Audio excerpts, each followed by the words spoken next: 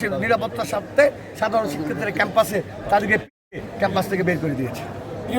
5 August পরবর্তীতে সুন্দর campus বিনির্মাণে যেহেতু দেশনেত্রী বেগম খালেদা জিয়া নির্মিত এই ক্যাম্পাস জাতীয়তাবাদী ছাত্রদল সবচেয়ে শক্তিশালী সংগঠন হওয়ার পরেও এই ক্যাম্পাসে সকল ক্রিয়াশীল ছাত্র সংগঠনগুলোকে নিয়ে সুন্দর ক্যাম্পাস বিনির্মাণে আমরা কাজ করে যাচ্ছি।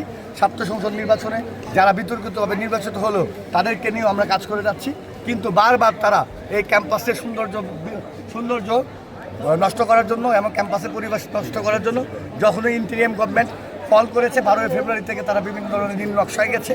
এরই অংশ হিসেবে এবং গতকালকে বেগম রোকেয়া বিশ্ববিদ্যালয়ে যে ধরনের ন্যাক্কারজনক বহিরাগত দিয়ে শিবির করেছে, এরই অংশ হিসেবে যখন বিশ্ববিদ্যালয় প্রশাসন কর্তৃক জুলাই আগস্টের প্রোগ্রামে আমাদের মাননীয় ইউজিসি চেয়ারম্যান এবং আমাদের মেহমান 2 বিশ্ববিদ্যালয়ের শিক্ষকরা এসেছেন, সেখানে মব সৃষ্টি